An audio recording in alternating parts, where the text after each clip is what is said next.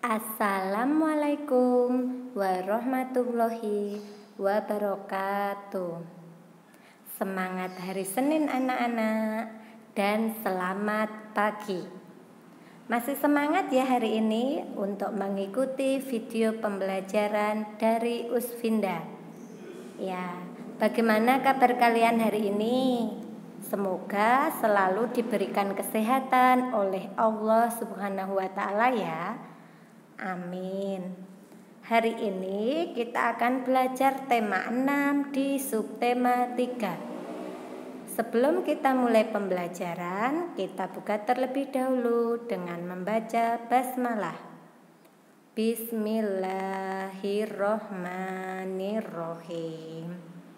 Ya, di tema 6 yaitu masih menuju masyarakat sehat dengan subtema 3 yaitu masyarakat sejahtera, negara kuat.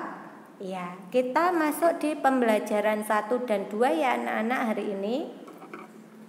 Yang pertama ada muatan pembelajaran pendidikan kewarganegaraan dengan materi tanggung jawab sebagai warga negara. Tanggung jawab itu memiliki kaitan yang sangat erat dengan hak dan kewajiban. Hak dan kewajiban kemarin sudah Uswinda terangkan ya. Sebagai warga negara Indonesia yang sadar terhadap hak dan kewajiban dengan penuh tanggung jawab, salah satu sikap yang harus dikembangkan yaitu cinta tanah air dan bangsa. Nah, sikap ini dapat ditunjukkan dengan menggunakan produk-produk dalam negeri yang merupakan hasil karya anak bangsa. Misalnya menggunakan produk dalam negeri itu kalian menggunakan batik, menggunakan tas buatan dalam negeri, menggunakan sepatu buatan dalam negeri, dan lainnya. Memperkokoh persatuan dan kesatuan yaitu dengan cara saling menghargai serta menjaga nama baik bangsa dan negara tercinta. Nah, di sini Usbinda memberikan contoh bentuk-bentuk sikap dan perilaku warga negara yang mencerminkan perwujudan tanggung jawab terhadap negara dan bangsa.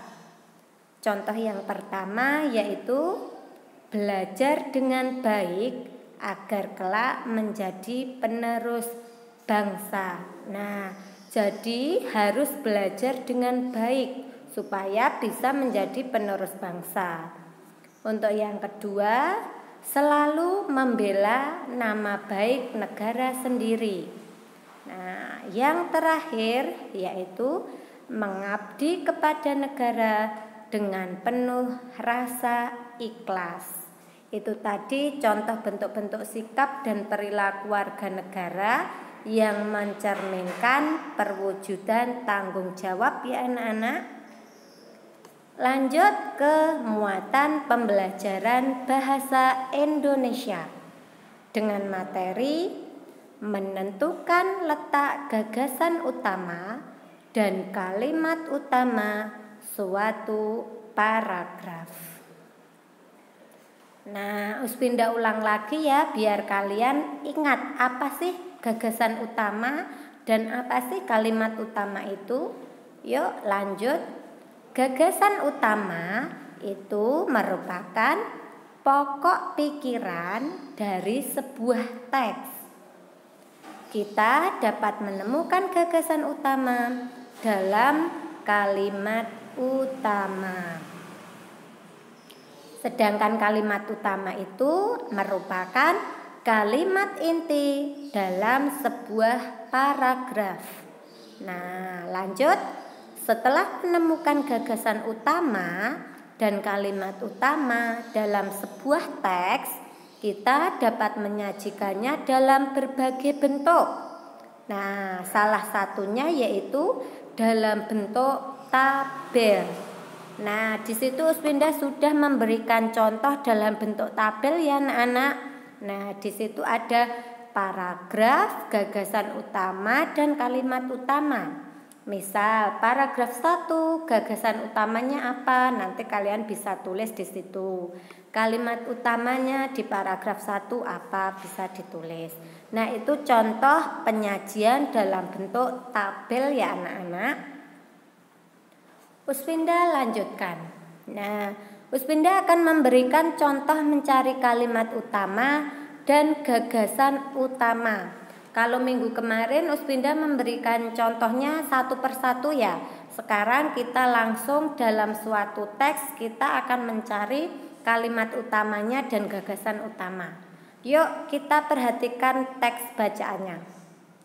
Hatta dan Derajat adalah dua pribadi dengan latar belakang yang berbeda.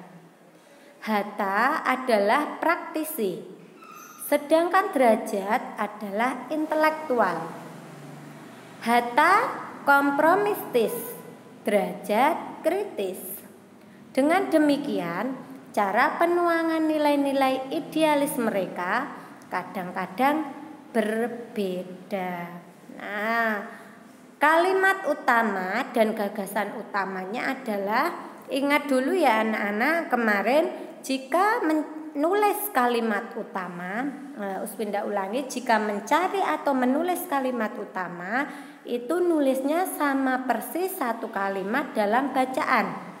Sedangkan gagasan utama mencarinya atau menulisnya intinya saja yang ada di dalam kalimat utama. Berarti jangan sama persis nulisnya. Bisa dikurangi, bisa ditambah dengan kata-kata kamu sendiri. Yang penting intinya sama. Nah, kalimat utama dari teks bacaan di atas yaitu Hatta dan Derajat adalah dua pribadi dengan latar belakang yang berbeda. Nah, gagasan utamanya adalah perbedaan pribadi Hatta dan Derajat. Nah, sampai sini paham ya anak-anak? Terus lanjut ke langkah-langkah menemukan gagasan utama dari teks yang dibacakan. Nah, ini dari teks yang dibacakan ya anak-anak. Langkahnya yang pertama yaitu mendengarkan teks yang dibaca dengan sungguh-sungguh. Nah, jadi kalian harus mendengarkan dengan sungguh-sungguh. Terus yang kedua, setelah mendengarkan, kalian harus mencatat kalimat utama yang kamu peroleh dalam teks yang dibacakan. Nah, setelah itu baru kalian bisa menentukan gagasan utama dari kalimat utama tersebut. Kita lanjut ke muatan pembelajaran IPS dengan materi makna proklamasi kemerdekaan Indonesia. Peristiwa proklamasi kemerdekaan itu menunjukkan bahwa Indonesia telah menjadi negara yang merdeka dan berdaulat, serta memiliki kedudukan yang sama dengan negara-negara lain. Pahlawan dan rakyat Indonesia berjuang untuk meraih kemerdekaan. Oleh sebab itu, kita semestinya memaknai proklamasi kemerdekaan dengan sebaik-baiknya. Lanjut ke muatan pembelajaran seni budaya dan prakarya dengan materi jenis reklame, poster, dan brosur. Ayo, masih ingat tidak di semester 1 pembelajaran ini? Di semester 2 ini kita ulang lagi ya anak-anak. Reklame itu adalah cara untuk mempromosikan atau memperkenalkan suatu produk atau kegiatan tertentu kepada masyarakat. Nah, jenis reklame yang sering kita jumpai di jalan umum ada dua, yaitu poster dan brosur. Akan Uspinda bahas satu persatu ya. Yang pertama yaitu ada poster. Poster itu adalah reklame yang berupa selembar kertas dengan ukuran lebih besar yang berisi suatu informasi disertai gambar yang menarik. Poster biasanya diletakkan dan dipajang di tempat-tempat umum atau tempat yang sudah disediakan. Di dalam poster itu terdapat judul poster, nama penyelenggara, informasi terkait isi poster, dan kontak yang dapat dihubungi. Yuk lanjut. Nah, di sini Uspinda memberikan contoh poster ya anak-anak. Yang pertama itu ada semakin cerdas maka akan semakin bermanfaat. Lanjut, ada juga poster ayo gosok gigi, mulut sehat, tebarkan pesonamu. Dulu di semester 1 kalian sudah pernah berikan tugas membuat poster ya, masih ingat. Nah, sekarang lanjut ke brosur. Brosur adalah reklame berupa lembar kertas yang biasa dibagikan kepada masyarakat di jalan umum. Nah, ukuran brosur ini lebih kecil dari poster ya anak-anak. Brosur itu disajikan dalam bentuk lembaran kertas yang memudahkan pembaca membawanya.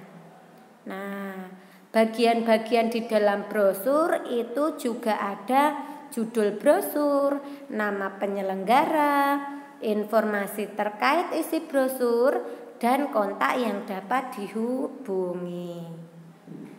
Ini contoh brosur, Uspinda berikan contoh 2 ya anak-anak. Kita lanjutkan. Sekarang ke muatan pembelajaran IPA, yaitu dengan materi ciri-ciri masa pubertas pada laki-laki dan perempuan. Masih ingat anak-anak masa pubertas itu? Masa pubertas itu adalah masa di mana peralihan dari anak-anak menjadi dewasa. Perubahan pada masa pubertas itu dikendalikan oleh hormon tubuh. Nah, hormon yang dihasilkan laki-laki dan perempuan otomatis berbeda ya. Sehingga perubahan yang terjadi pada masa pubertas juga berbeda antara laki-laki dan perempuan. Misalnya, nah ada contoh Uspinda berikan. Laki-laki akan mengalami tumbuh kumis. Nah, sedangkan perempuan tidak tumbuh kumis. Nah, itu tadi materi pembelajaran 1 dan 2 hari ini ya anak-anak. Sekarang kita lanjutkan ke tugasnya. Tugas hari ini anak-anak mengerjakan halaman 66 nomor 1 sampai 3. Dikerjakan di kertas folio dan diberi nama serta mata pelajarannya ya anak-anak. Tetap semangat untuk anak-anakku semuanya. Uspinda akhiri ya. Sekian. Assalamualaikum warahmatullahi wabarakatuh.